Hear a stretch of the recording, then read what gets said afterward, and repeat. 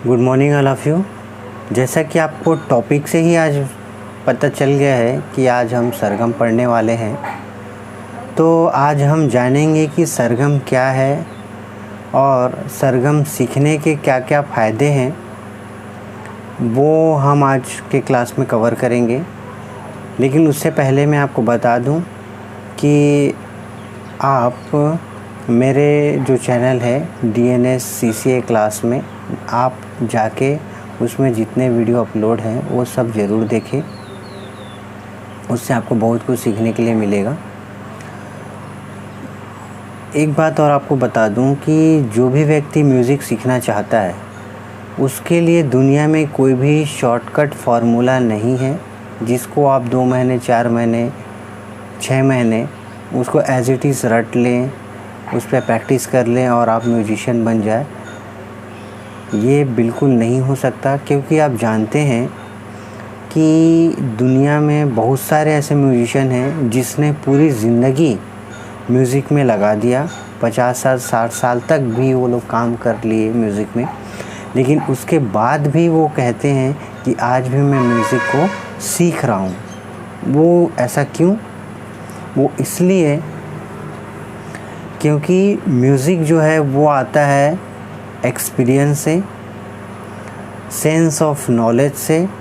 वो sense of knowledge क्या है आप एग्ज़ाम्पल से समझ सकते हैं कि आप जानते होंगे कि आपके आसपास बहुत सारे ऐसे म्यूजिशियन हैं, फोक सिंगर है, इंस्ट्रूमेंटल प्लेलिस्ट है, जो कभी म्यूज़िक की क्लास में नहीं गए सीखने के लिए, लेकिन उसके बावजूद भी आज वो अच्छा गा बजा रहे हैं, जिसको हम सुनते हैं, पसंद भी करते हैं। वो ऐसा क्यों? क्योंकि उसके अंदर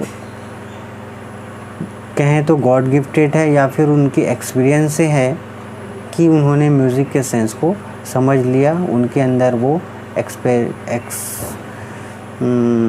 जो उनके अंदर जो क्वालिटी है वो इन्हेंस हो गए, जिससे वो क्या हुआ कि उनके अंदर जो भी गुण थे, म्यूज़िक के सेंस थे, वो अच्छा हो गया, डेवलप हो गया और वो अपने आप को एक्सप्रेस कर पाए। लेकिन इसमें 2 चीज़ है कि वो अपने फील्ड में एक्सपर्ट ज़रूर हैं, लेकिन जब उनके पास कोई दूसरा कंपोजिशन आता है या फिर कुछ अलग तरीके के गाने सॉन्ग आते हैं तो उनको डिफ़िकल्टी होता है। वो अपने लेवल पे बेस्ट करने की कोशिश करते ज़रूर हैं, लेकिन एग्जैक्टली नहीं कर पाते हैं। एग्जैक्टली क्यों नहीं कर पाते? क्योंकि उनको जो सिस्टमेटिक तरीका, जो म्यूज़िक का जो है पैटर्न है, साइंटिफिक तरीका है, जो रीज़न है, वो उन्होंने न सीखा है न उनको बताया गया है, इसलिए वो उस चीज़ पे उन पे कमी हो जाती है, वो नहीं कर पाते हैं। तो उस चीज़ से बचने के लिए ही जो नोटेशन है वही है सरगम, जिसको हम जानेंगे तो हम उस कंपोजिशन को एज़ इट इज़ जैसा कंपोज किया गया है, जैसा बताया गया है, वैसा हम उसको बता सकते हैं, लोगों को समझा सकते हैं। इसके दूसरे फ़ायदे ये हैं कि सपोज़ आपके माइंड में कोई म्यूज़िक आया, धुन आया, उसको आप लोगों को कैसे बताएंगे? कुछ समय ऐसा आएगा कि आप याद तो रखें, लेकिन थोड़ा देर बाद उसको भूल भी सकते हैं, तो आपको याद नहीं आएगा कि मैं कौन सा म्यूज़िक याद किया था। या आप इसको ऐसा सोच लिए कि आपके दिमाग में कोई सेंटेंस आया, कोई वाक्य आया, उस वाक्य को आप किसी को बताना है तो कैसे बताएंगे? कोई थोड़ा देर बाद आप उसको भूल भी सकते हैं। लेकिन उसको नहीं भूलने का क्या तरीका है कि आप उस सेंटेंस को लिख देंगे। उसको कैसे लिखेंगे?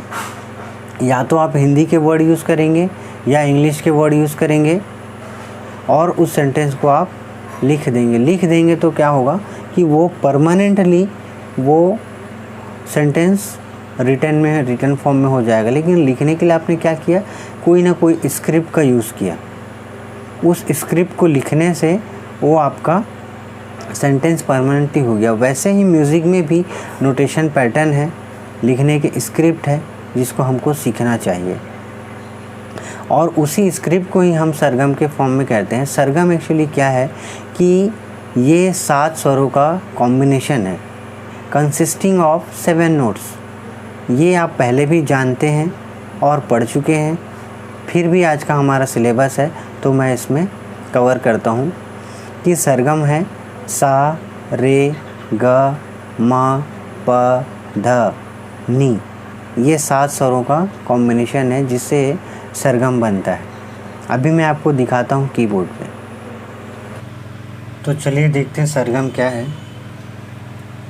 आपको पता होना चाहिए कि जो इंडियन क्लासिकल म्यूज़िक है, उस इंडियन क्लासिकल म्यूज़िक में ये जो नोट है आप देख पा रहे हैं, ये जो नोट है, इस जो पैटर्न बना है कि 2 काली,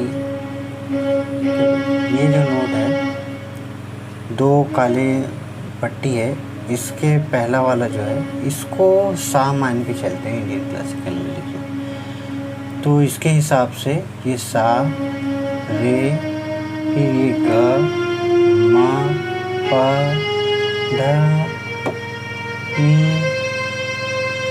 सा, सा रे ग म प ध नी सा। ये 7 स्वर हो गए, सा रे ग म प ध नी, ये 7 स्वर हो गए। इसको कंबाइन करके ही सरगम बनता है। इस पूरे कॉम्बिनेशन में आप देखेंगे इसमें और भी पट्टियां हैं, और भी नोट्स हैं जो यूज़ होता है। वो कौन कौन से ये मैं आपको बताता हूँ। यहाँ से इसके बीच में इतना जो बका, इस पट्टी में, इस नोट्स में क्या क्या है देखिए कि ये 2 और ये 2, इसको यहाँ पे 2 है, ये रे है, और इसके नीचे वाला ये कोमल रे है, ये ग है तो इसके नीचे वाला कोमल ग है, ये ध है, इसका कोमल ध है, और ये नी का ये कोमल नी। तो जो स्वर नीचे साइड में रहते हैं वो है कोमल स्वर। हमारे पास इस ऑक्टेव में, इस पैटर्न में 4 कोमल स्वर हैं और एक स्वर जो है ये म है, ये म का तीव्र है, म तीव्र। तो हमारे पास अभी टोटल कितने स्वर हो गए, पहले 7 और ये 4 कोमल स्वर, 7 + 4 11 और प्लस एक तीव्र स्वर, ये मिला के टोटल 12 नोट्स हो गए। इस पूरे 12 नोट्स के कॉम्बिनेशन को हम लोग ऑक्टेव कहते हैं, जिसको हिंदी में हम लोग कहते हैं सप्तक। अभी इसी पैटर्न के मैं आपको दिखाना चाहूँगा।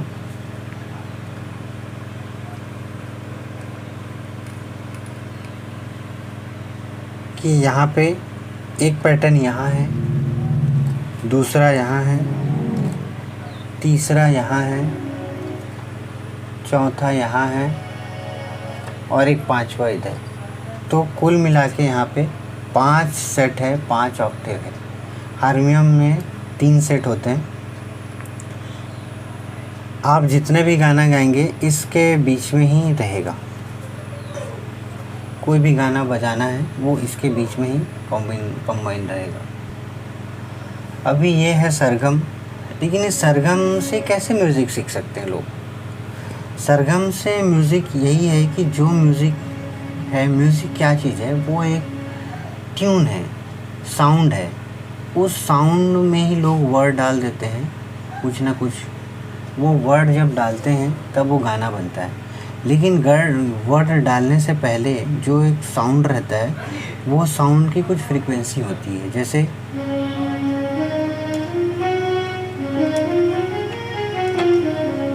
ऐसा साउंड गया, ऊपर गया, फिर उसके बाद नीचे आ गया, तो ये साउंड का फ्रीक्वेंसी है। इस फ्रीक्वेंसी को हमको इतना प्रैक्टिस करना है कि हमारे माइंड में वो फ्रीक्वेंसी आ जाए। कुछ भी आप गुनगुनाएं तो वो आप गुनगुनाएं एज इट इज़ बजा सकते हैं उसको, या जैसे बजाते हैं वैसा आप गुनगुना सकते हैं। ये टेक्निक जो है वो कब आपके अंदर डेवलप होगा, जब आप इसको बारीकी से इस साउंड की फ्रीक्वेंसी को अपने माइंड में कैप्चर कर लेंगे। इसीलिए जब कोई म्यूज़िक सीखने जाता है तो वो जब म्यूज़िक क्लास ज्वाइन करता है तो उनको सबसे पहले यही सिखाया जाता है, सा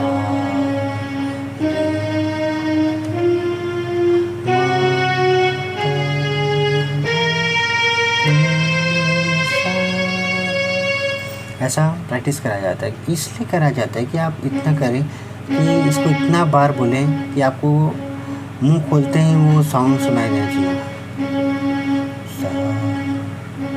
अब देखिए, आपको म्यूज़िक सीखना है तो आपको 2 काम तो ज़रूर करना पड़ेगा। पहला, या तो आप मुंह से इस साउंड को बोलें, दूसरा या फिर इसको आप हमिंग साउंड निकालें।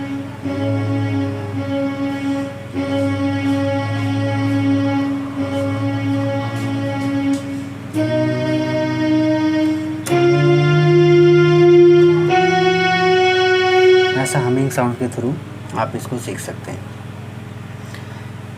तो इसीलिए जब म्यूज़िक क्लास में जब जाते हैं तो ये जब म्यूज़िशियन उनको यही सिखाते हैं कि सा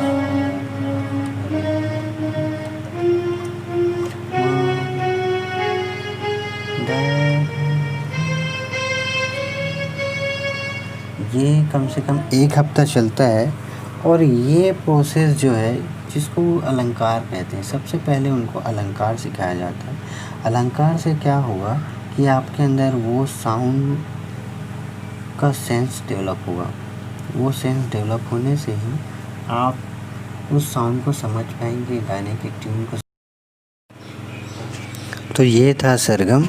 अब अलंकार हम नेक्स्ट क्लास में सीखेंगे। Thank you.